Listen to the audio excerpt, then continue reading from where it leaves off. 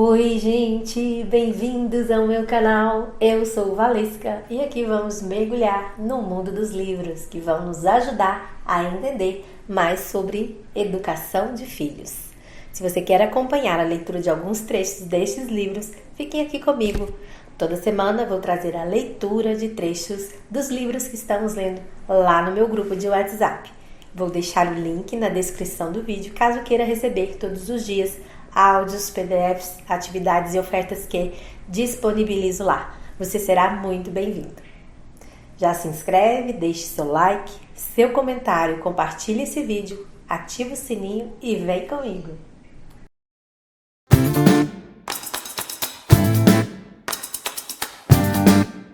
Como encontrar sentido em cuidar dos filhos? Alguns pais sofrem nos primeiros anos porque acham essa fase chata ou desestimulante. É verdade que há muito trabalho manual e que os estímulos intelectuais e sociais recebidos de bebês e crianças pequenas são diferentes daqueles com que estamos acostumados no trabalho ou em uma vida antes dos filhos. Uma maneira de passar por essas dificuldades é desenvolver interesse e curiosidade em relação ao bebê. Notar em que ele está concentrado, tentar decifrar o que está tentando fazer, em vez de pensar que estar com seu pequeno é entediante ou encará-lo como se fosse uma fonte de mais trabalho. Se cair na armadilha de sentir que a experiência de ter um bebê se limita à obrigação de alimentá-lo, limpá-lo e entretê-lo, estará se limitando...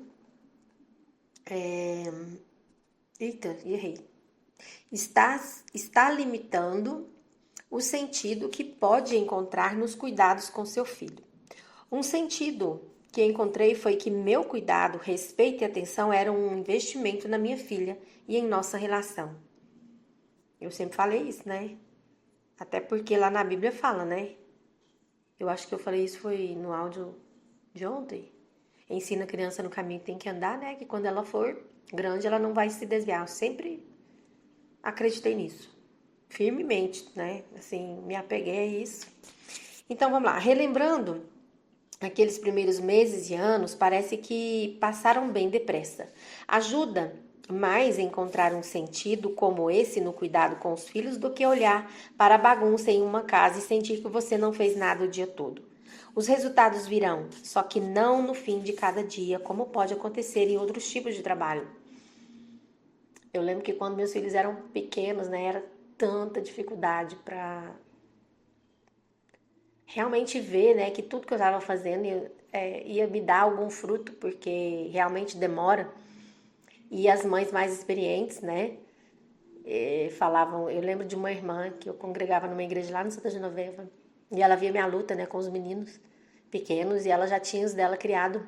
E, inclusive, ela já tinha perdido a mãe dela, né, e ela me contou da experiência dela, que ela falou assim, sabe, que a minha mãe não viveu para ver aqui os frutos, né, daquilo que ela plantou na minha vida. Enfim, não tô falando que isso vai acontecer, mas eu tô falando assim que normalmente acontece, né, isso. Os pais não veem e vamos pedir a Deus, né, para que a gente possa ver, para que nós tenhamos aí muitos anos de vida para poder ver nossos filhos serem felizes, que é isso que a gente quer, né? Mas normalmente, assim, por que eu trouxe isso? Pra gente entender que agora talvez a gente não tá vendo, mas que num futuro não muito distante veremos que tudo que a gente está plantando hoje não é em vão. Você não está perdendo tempo, você está investindo o seu tempo na vida do teu filho e na sua também, porque você, criando filhos agora, né, que são fortes, independentes e autônomos, na fase adulta deles, você não vai ter tanta preocupação com os filhos, né, a não ser aquelas que são naturais. Então, continuando aqui, acho que eu vou ler de novo. Os resultados virão, só que não no fim de cada dia, como pode acontecer em outros tipos de trabalho. Quando adotamos o hábito de escutar e deixar que a criança exerça o impacto sobre nós, criar os filhos se torna gratificante. Quando você se empenha em ajudar a fazer seus filhos se sentirem conectados e envolvidos com você e com as atividades que eles façam ou que vocês compartilham, está investindo para levar o estado de humor habitual deles no futuro. Ok? Então, O estado nos de vemos humor no habitual próximo. do seu filho. A maioria de nós tem humores normais e latentes em que vivemos na maior parte do tempo. Nosso estado de humor padrão. Isso pode ser um pouco surpreendente, mas o tempo que você passa no vai e vem natural de sua relação com seus filhos é um investimento que vai dar frutos em termos de desenvolvimento do estado de humor habitual deles. Embora possamos nascer com uma tendência a determinado temperamento, boa parte do que sentimos costuma se desenvolver em nossa relação com os outros, em especial com nossos pais. Quanto mais à vontade seus filhos parecerem, provavelmente porque recebem atenção sintonizada suficiente, mais provável se torna que o seu estado de humor habitual seja tranquilo, em vez de ansioso ou nervoso. Como muitos adultos, você pode ter precisado se esforçar na vida para aprender a relaxar, porque, quando era bebê, se acostumou a sentir ansiedade, solidão ou a não ter suas necessidades supridas e esses sentimentos se tornaram habituais. Eu sou um exemplo disso, né? Porque o que eu tenho que lutar para relaxar é incrível. Até hoje é difícil para mim. Gostaria de ressaltar que, obviamente, é normal que seus filhos sintam todo o espectro das emoções, e isso vai acontecer. Mas é importante que eles tenham companhia em todos os humores, desde as lágrimas até os sorrisos, medos e raiva. Quando as pessoas vão à terapia pela primeira vez, costumam considerar uma experiência poderosa simplesmente porque ter suas palavras escutadas exerce um poder tranquilizador. Talvez alguns de nós nem precisassem de terapia se tivéssemos sido ouvidos adequadamente no começo da vida. Estar disponível para observar, ouvir e se envolver com seus filhos de uma maneira que faça com que se sintam seguros, amados e importantes é um investimento em seu estado de humor habitual.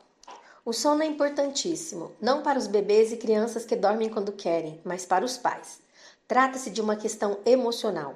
Os pais ficam nervosos e na defensiva ao falarem de suas estratégias para a hora de ir para a cama, especialmente quando acham que encontraram um método que funciona e então vem alguém como eu e diz: não é bom nem aconselhável deixar um bebê ou uma criança pequena chorando sozinha à noite.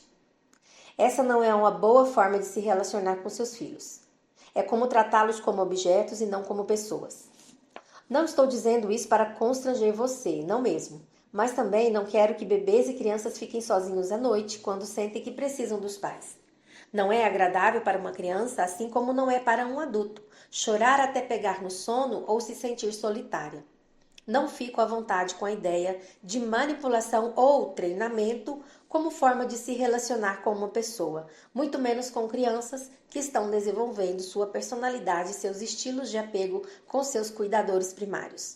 O tal treinamento a que me refiro para o sono é deixar o bebê ou a criança pequena chorar até pegar no sono ou até ter chorado por certo período e então ir acudi-la depois de alguns minutos e a cada noite ir aumentando mais e mais esses minutos. Existem até estudos segundo os quais condicionar uma criança a não chorar pela sua atenção não faz mal para ela. Mas pesquisas posteriores contradizem esses dados, apontando suas falhas e confirmando que o treinamento para o sono prejudica o desenvolvimento cerebral do bebê. O que mais podemos aprender com as pesquisas sobre o treinamento para o sono é que esse método não elimina a necessidade que o bebê sente dos pais. O choro é eliminado pois o bebê desiste de tentar.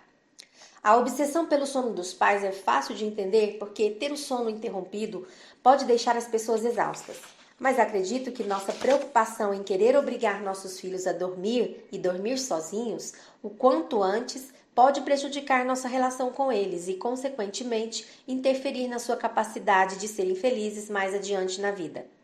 Os bebês e as crianças não aprendem a se tranquilizar e regular suas emoções sendo deixados sozinhos, e sim sendo acalentados por um cuidador repetidas vezes. À medida que crescem, vão aprendendo a internalizar essa tranquilidade. Em outras palavras, aprendemos a nos acalentar sozinhos quando somos acalentados por outros. E, no começo, esse acalento é um trabalho de 24 horas por dia, o que pode ser um choque para pais de primeira viagem. Se seus filhos associarem o sono ao conforto, a segurança e a companhia, eles vão gostar de ser colocados para dormir. Os problemas com o sono começam quando tentamos afastar nossos filhos de nós, quando queremos que durmam. Assim, a hora de ir para a cama passa a ser associada com solidão e rejeição. Na maior parte da cultura ocidental, parece haver um tipo de corrida para deixar as crianças sozinhas à noite. Pode ser porque priorizamos o ritmo rápido de nossa vida e o que imaginamos ser as expectativas da sociedade sobre nós em detrimento da necessidade de seguir nossos instintos de responder a um choro coercivo. As expectativas da sociedade em relação a pais e filhos podem ser contrárias à biologia.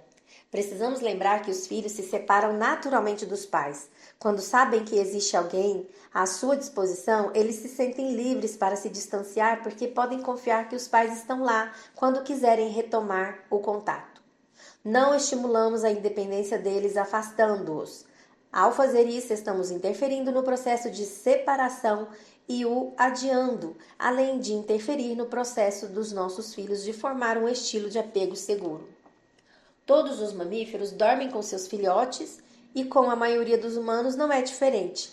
Em países da Europa Meridional, Ásia, África e América Central e do Sul, dormir no mesmo espaço que os pais é normal, até os bebês terem desmamado completamente, e em muitos lugares além disso, como no Japão. Somos minoria no Ocidente por pensar que é aceitável deixar os bebês dormindo separados dos pais. As noites são metade da vida de um bebê. Se eles criarem o hábito de sentir que não são ouvidos e atendidos e se sentirem solitários à noite, existe o risco de esse se tornar o estado de humor habitual deles. Se um bebê estiver chorando e sendo reconfortado pela mãe, pelo pai ou por uma outra figura familiar, o estresse é tolerável. Se é deixado sozinho para chorar, é um estresse tóxico. No estresse tóxico, há um excesso de hormônio do cortisol, que afeta negativamente a maneira como o cérebro do bebê é programado. Se você estava com um nível de exaustão tamanho que dormiu durante o choro coercivo dos seus filhos uma ou outra vez, é improvável que isso tenha um efeito prejudicial sobre eles a longo prazo. É apenas quando criamos o hábito noturno de ignorar os choros de um bebê que está sozinho que pode haver uma ruptura que precisará ser reparada. Isso se faz aceitando os sentimentos dos seus filhos sem tentar condicioná-los ou repreendê-los, mas estando ao lado deles e compreendendo seus sentimentos para que eles saibam que não estão sozinhos. É isso que precisamos fazer com filhos de todas as idades. O sono é uma das áreas, assim como muitas, nos cuidados com a criança em que, quanto mais tempo dedicar no começo, menos precisará intervir no futuro para fazer reparações. A melhor maneira de se dedicar é com empatia, deitando-se com seus filhos ou simplesmente ficando com eles até que durmam. Assim, eles aprendem a associar o sono a se sentirem amados, acolhidos e seguros. Você pode ter seus padrões de sono alterados enquanto dedica esse tempo fazendo companhia para a criança à noite, e isso é normal. Normalmente ajuda-se quando o bebê acordar, puder sentir o cheiro dos pais ou tocar neles. Por isso, dormir com seus filhos pode ajudar. Isso também poupa você de ter de se levantar para tranquilizar o seu bebê. Ninguém dorme a noite inteira. Um ciclo de sono típico para um adulto é de cerca de 90 minutos. No caso de um bebê, é de 1 hora. Podemos pensar que dormimos de forma ininterrupta, mas na verdade o que fazemos é acordar, ou quase, e voltar a dormir logo em seguida. Se o bebê sentir que há alguém por perto e puder tocar em você, é menos provável que desperte completamente. Não se repreenda se tentou fazer o treinamento para o sono.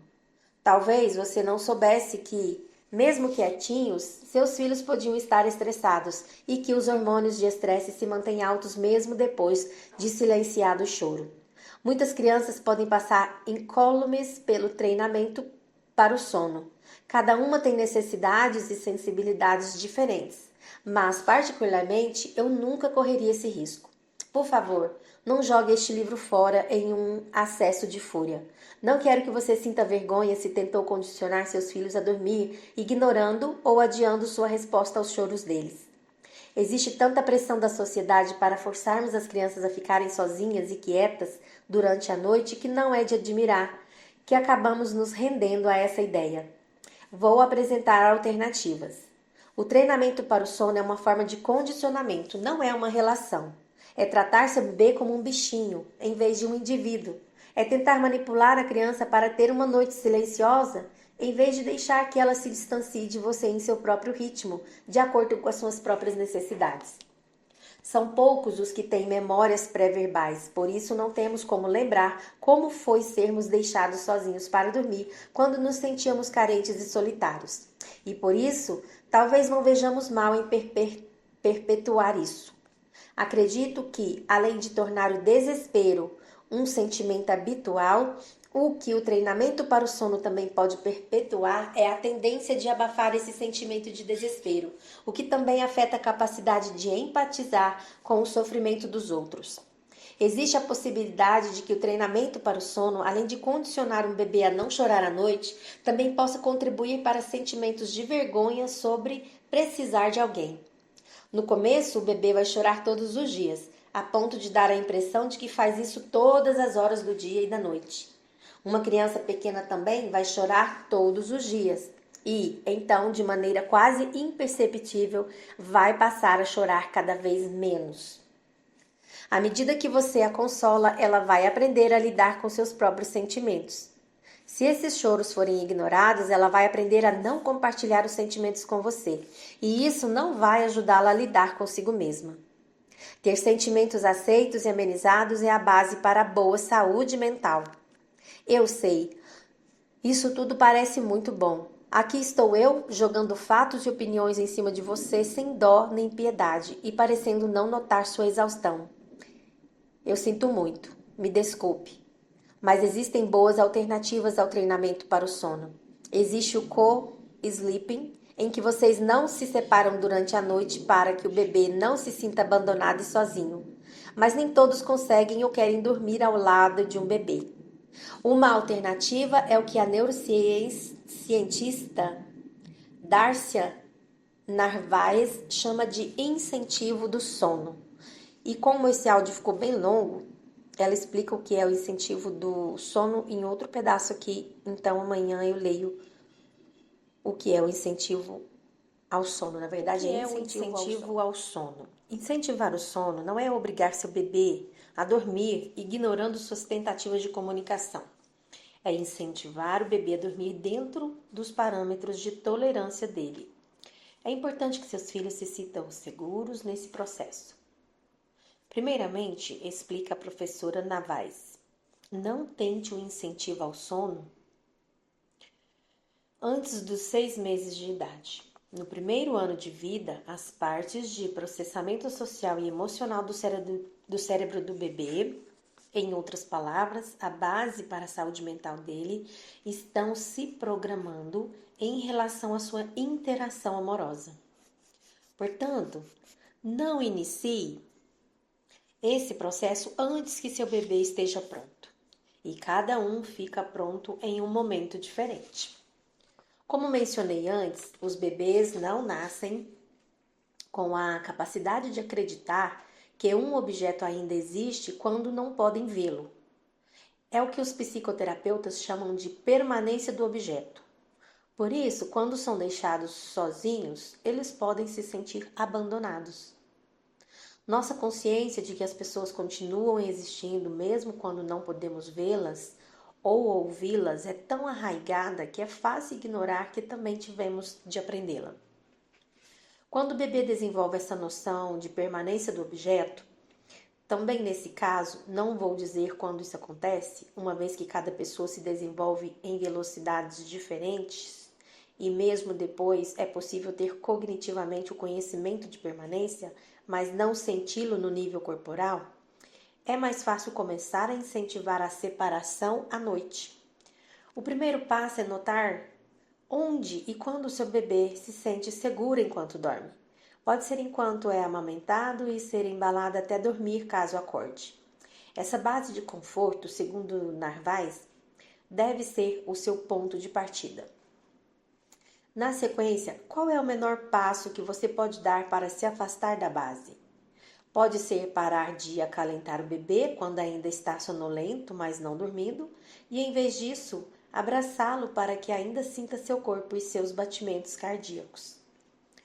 Se seu bebê aceitar esse passo, repita-o para que se torne a nova base de conforto antes de seguir para o passo ou incentivo seguinte. Mais um movimento de separação, como se deitar com ele quando estiver sonolento e acariciar sua testinha, ou o que quer que acalente seu bebê. O passo seguinte pode ser levar o bebê da cama para um berço próximo. Na sequência, afaste um pouco o berço até, depois de um tempo, levá-lo para o outro quarto. Em qualquer estágio, se seu bebê ficar angustiado, retorne à base do conforto. Ela conta a história dela, minha história. Meu primeiro incentivo foi parar de amamentar quando minha filha ainda estava sonolenta e a abraçar. Quando essa se tornou sua nova base, o incentivo seguinte foi passá-la para o pai e embalar ela até dormir. Dessa forma, podíamos ter um adulto com ela enquanto o outro dormia em outro cômodo. Quando tinha 2 anos, ela pediu um quarto só para si, mas ficou chocada quando chegou a noite e sugerimos que dormisse lá sozinha. Ah, não é para dormir, é só para brincar, ela disse.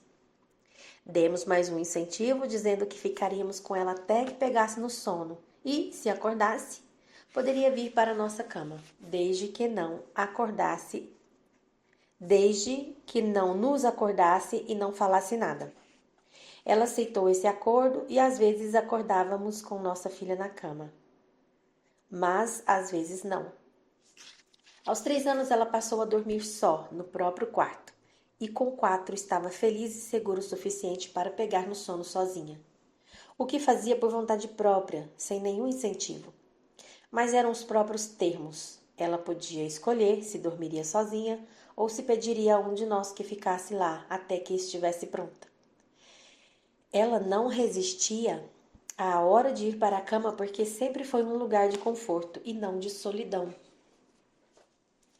O importante é que você faça cada um desses incentivos dentro da base de conforto do seu filho. Cada um se desenvolve em velocidades diferentes e tem necessidades diferentes de proximidade e de seu próprio espaço. Por isso, o momento certo dependerá do seu bebê. O que parecia certo com seu primeiro filho pode não ser o caso com o segundo. O ideal é que seus filhos associem a cama a um alívio do cansaço, ao conforto, aconchego e sono, e não a separação, solidão e desespero. Se a cama estiver relacionada a coisas boas, eles não ficarão relutantes na hora de ir para lá. Isso vai ajudá-los a dormir o suficiente ao longo da infância, o que, como você sabe, é importante para o desenvolvimento deles. Fazer o processo de incentivo ao sono em vez de treinamento para o sono, usando estímulos em vez de punição, vai demorar mais tempo, mas acredito que vale a pena. O resultado será mais duradouro e tornará a separação para dormir mais fácil para as crianças à medida que se desenvolvem, o que contribui para uma relação boa entre você e seus filhos. Receber incentivos ao fazer alguma coisa é ótimo para uma relação, mas ser enganado, ignorado ou manipulado a certo comportamento não vai enriquecer um laço para a vida toda. Entendo que é difícil adotar uma perspectiva de longo prazo em momentos de grande cansaço, mas repito, acredito que vale a pena. Muitas das coisas que queremos que nossos filhos façam podem ser feitas com o mínimo de orientação ou seguindo o nosso exemplo. Incentivá-los a sair um pouco, mas não muito, da zona de conforto costuma ser uma maneira de avançar caso precisem de um pouco de ajuda. Lembre-se de que, se fizermos algo que eles podem fazer por conta própria, existe o risco de prejudicarmos sua autonomia. Não resgatar. Quando a criança está no comando do processo de separação, é menos propensa a se tornar insegura e dependente do que quando os pais a deixam sozinha antes que esteja pronta. Isso vale para a hora de ir dormir à noite, o momento de começar a ficar na creche, ir a uma festa sozinha e qualquer outra situação em que a criança fique sem você. Você pode dar incentivos para estimular seus filhos a aceitar essas situações. Isto é, levá-los um pouco além da sua base de conforto. Mas se tiver pressa demais para que uma criança se torne independente, isso vai acabar acarretando em trabalho a mais, porque prejudica sua relação e você vai precisar repará-la. Você pode achar que, ao fazer com que seus filhos se virem sozinhos, está estimulando a independência. Porém, é mais provável que eles sintam que estão sendo afastados e vejam isso como uma espécie de punição. Minha mensagem aqui é para confiar que seus filhos vão se separar em seu próprio ritmo, em vez de impor o seu. No tempo deles, seus filhos vão dormir sozinhos a noite toda, vão se sentar, engatinhar, se vestir, comer alimentos sólidos, preparar o próprio café da manhã e pagar o próprio aluguel. Quando forçamos nossos filhos a fazer as coisas antes que estejam prontos, tanto eles como nós ficamos frustrados. Muito do que nos esforçamos tanto para ensiná-los e obrigá-los a fazer, eles teriam aprendido sozinhos em seu próprio tempo. Nossa pressa de adiantar o desenvolvimento pode acabar retardando o processo. Por exemplo, quando colocamos um bebê na posição sentada em vez de esperar que se apoie sozinho, negamos a ele a oportunidade de aprender isso por conta própria. Um bebê não precisa de apoios que restringam seus movimentos para se sentar. Precisa apenas de tempo e espaço para descobrir o movimento que deve fazer para isso. Se for deixado à vontade, ele vai rolar e se contorcer, aprender a engatinhar, sentar, levantar e andar por conta própria. E também vai estar aprendendo a aprender. Não precisamos interferir em nada disso. Na realidade, bebês que são escorados com frequência antes de conseguirem se sentar naturalmente, antes de os músculos certos terem se desenvolvido, às vezes não conseguem engatinhar direito e, em vez disso, aprendem uma espécie de balanço assimétrico a partir de uma posição sentada que pode interferir na melhor postura para o corpo mais adiante. Receio que esse tenha sido o caso da minha filha. Não se preocupe, você não tem como fazer tudo certo.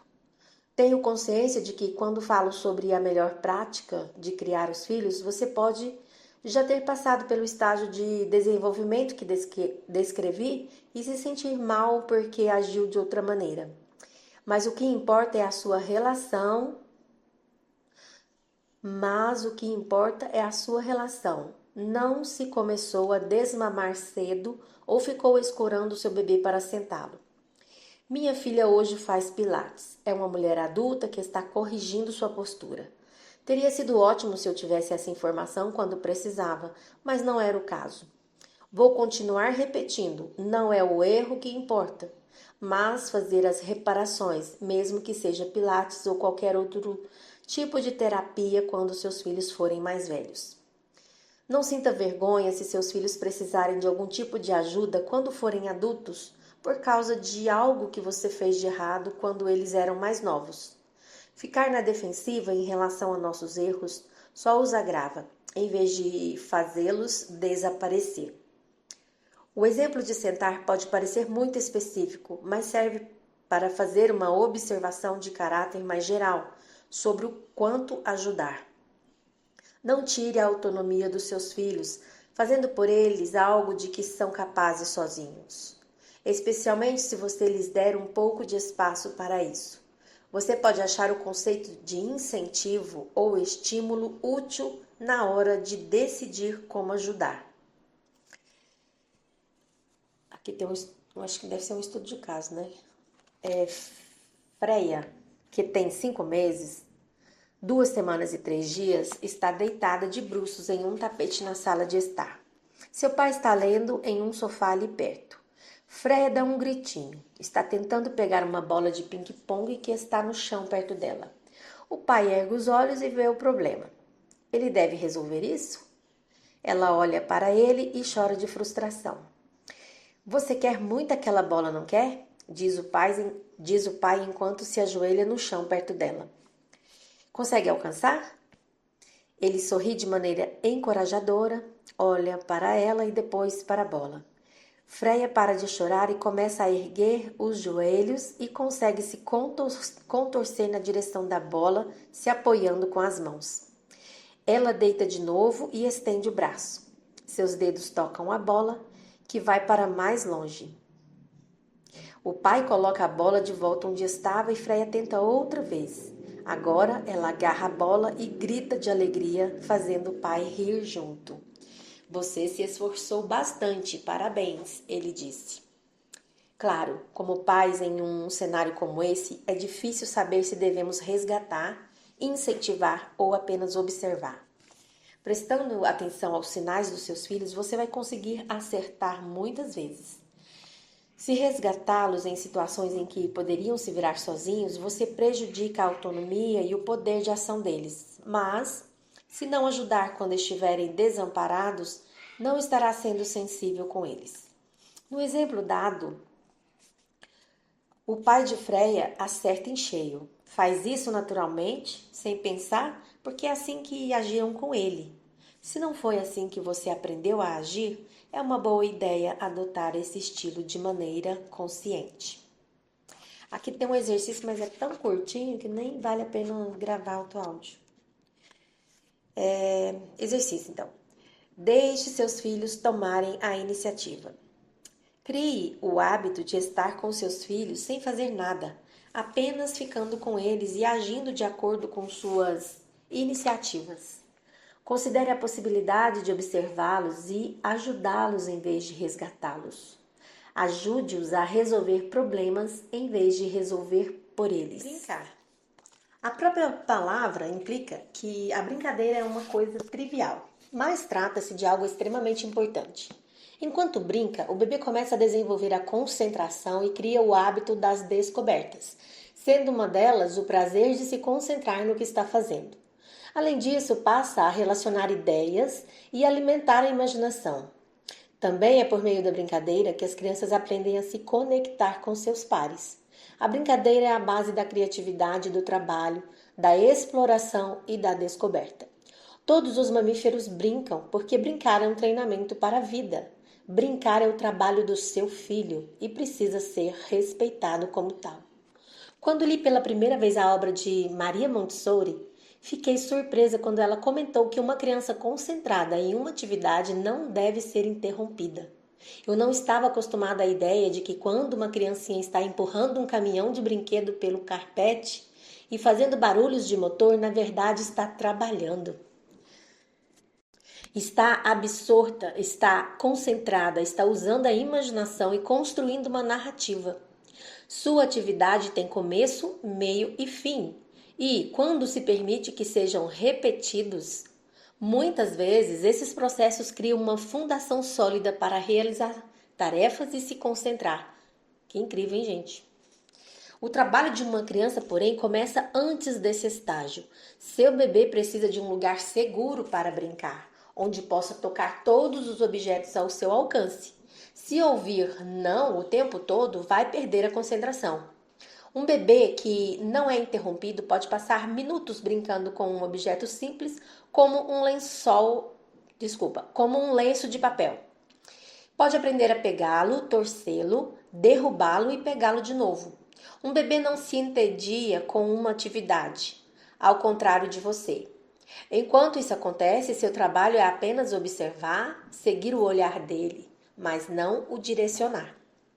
As crianças não precisam de muitos brinquedos. Como você deve saber, o clichê de preferirem a caixa ao artigo dentro dela é muito verdadeiro. A filha de 2 anos de um conhecido meu ganhou uma pilha grande de brinquedos de seus pais, amigos e parentes corujas. Uma de suas tias também deu uma garrafa de limonada de plástico na forma de um limão. Qual foi o brinquedo favorito da menina? A garrafa de limão, claro. Brincando com a garrafa, ela aprendeu a soprar água para dentro dela, a sugar o líquido para fora e a direcionar um jato d'água também. Dessa forma, a casa de bonecas chique ficou quase intocada, assim como as princesas da Disney e a cozinha de brinquedo, e todas as outras besteiras que tinham sido compradas para ela. As crianças não precisam de mais do que alguns brinquedos simples. Alguns carrinhos, uma caixa de papelão, um quadrado de qualquer material, uma boneca, um ursinho de pelúcia e algumas peças de montar. São tudo de que uma criança necessita. Certas fantasias também podem incentivar a imaginação. Menos é mais. Se ela tiver apenas alguns brinquedos, uma gaveta ou um baú e alguns materiais de pintura como tinta e papel, tudo pode ser guardado em um só lugar depois da brincadeira. Assim como os adultos, as crianças ficam confusas e paralisadas se tiverem muitas opções. Podemos achar que preferimos ter muitas alternativas, mas os experimentos do psicólogo Barry Schweitzer, sei lá, esse nome estranho aqui, mostram que não. Em um deles, o pesquisador descobriu que as pessoas ficavam mais felizes com uma caixa com uma seleção de 6 chocolates em vez de uma de 30 e ficaram mais satisfeitas com o que escolheram. O que acontece quando temos opções demais é que ficamos com medo de fazer a escolha errada. Em média, uma criança no Ocidente tem mais de 150 brinquedos e ganha mais 70 a cada ano. Isso é opressivo para as crianças. Com brinquedos demais, os pequenos têm mais chances de passar de uma atividade a outra em vez de se concentrar profundamente em uma só. Comprar mais brinquedos é uma prática comum de pais que acham que isso vai fazer seus filhos quererem ocupar menos seu tempo. Mas adivinhe só? Não funciona. As crianças precisam brincar livremente, onde escolherem e guiarem a própria atividade para que possam desenvolver a criatividade. Mas às vezes querem que os pais brinquem com elas. E é de você que elas precisam, e não de um brinquedo novo. Você pode achar cansativo e pode não ser uma ideia de diversão brincar de festa show ou qualquer outra coisa que as crianças inventem. Pode ser frustrante quando um filho insiste para brincarmos, especialmente se tivermos uma pilha de coisas para fazer. No entanto, descobri que dedicar minha energia nas primeiras brincadeiras valia a pena. Quando minha filha queria me envolver, pedia que eu fizesse a voz do ursinho. Depois, com o tempo, acabou tomando esse papel para si e ela mesma começou a fazer a voz do ursinho. Brincar é um momento para deixar a criança assumir a iniciativa, escolher uma atividade e direcionar o papel que você vai fazer. Você provavelmente vai conseguir resolver aquela pilha de coisas se ajudar seus filhos a brincar e ir saindo aos poucos à medida que eles ficam mais entretidos. É mais fácil para você e melhor para eles se a brincadeira vier primeiro. Por outro lado, se você disser à criança que está ocupada demais para brincar, ela provavelmente vai continuar causando interrupções e impedindo você de fazer seu trabalho. Você também vai acabar passando a mensagem que a criança é chata ou incômoda, e isso pode fazer com que ela se sinta solitária, nervosa ou triste, talvez até insegura sobre a relação com os pais. Depois que a criança começa a brincar e fica contente, pode continuar a brincadeira sem precisar que você preste atenção ou participe. Vai ser preciso dedicar tempo para seus filhos de qualquer maneira. Invista positivamente no começo, assim será menos provável que tenha de lidar com efeitos negativos depois. Isso vale tanto para a hora de brincar como para muitos outros momentos. Um dia desses eu estava observando um pai e uma filha na praia. A menina parecia ter cerca de 6 anos. Quando eles chegaram, era: papai faz isso, papai faz aquilo, vem comigo, vem pra água, pega o balde, constrói isso. O pai fazia tudo o que ela mandava. Depois de um tempo, a menina foi ficando cada vez mais concentrada e envolvida na brincadeira com a areia úmida onde a maré tinha descido. O pai estava perto, mas apenas observando, sem participar. E ele conseguiu ler seu jornal também. Foi um ótimo exemplo de como a criança vai encontrando gradualmente seu piloto automático por conta própria, e assim seu pai também pôde ter um pouco de lazer. Depois de um tempo veio outra menina e ficou observando por um tempo. e depois de um tempo começou a se envolver na brincadeira. Dava gosto de ver. Se o pai não tivesse começado brincando com ela e tivesse partido direto para seu jornal, a menina podia ter ficado preocupada com a sua relação com ele, e essa agitação não permitiria que se concentrasse na brincadeira nem que fizesse uma amizade nova. A maioria das crianças também gosta de jogos organizados, como esportes ou baralho, como parte do tempo passado em família. Você pode associar esses jogos a amor e gostar de participar. Mas, se não brincavam com você quando era criança, pode achar muito incômodo participar ou mesmo organizar esses jogos. Preste atenção se o jogo está desencadeando alguns sentimentos do passado em você. É possível superar esses sentimentos sabendo que eles não pertencem ao presente, ou garantir que outras crianças ou adultos estejam perto para ajudar a facilitar a brincadeira e tentar participar de vez em quando. Lembro que uma vez estávamos passando os dias entre o Natal e o Ano Novo em 3 famílias. Olha que interessante, né? A leitura coincidiu com a nossa época aqui. O tabuleiro de banco imobiliário, gente, foi trazido para a alegria da maioria dos adultos e o entusiasmo das crianças. Mas um dos pais se levantou e foi pegar seu casaco, declarando que voltaria os 6 quilômetros a pé para casa e deixaria o carro para a mulher e o filho. Eu o segui até o hall de entrada. Ele me contou que quando era criança sempre ganhava jogos de tabuleiro no Natal, mas ninguém nunca se esforçava para brincar com ele. Por isso esses jogos lhe traziam tanta tristeza que, se ficasse, tinha medo de estragar a diversão de todo mundo. Não tenho um final feliz para essa história, infelizmente, mas o que me impressionou foi como aquilo que é estabelecido na infância pode ficar para sempre. Quando as crianças se desenvolvem, quando podem brincar com pessoas de idades variadas. Desculpa, eu errei aqui, gente, porque na hora que eu li essa parte aqui, né? O que acontece na infância pode ficar para sempre. Eu fui no minha infância lá e eu me perdi na leitura. As crianças se desenvolvem quando podem brincar com as pessoas de idades variadas. Se você juntar 2 bebês muito pequenos, é mais provável que eles façam brincadeiras paralelas em vez de brincar um com o outro. Atividades que misturem pessoas de diferentes idades ensinam as crianças a brincar de uma forma que com crianças da própria faixa etária não seria possível.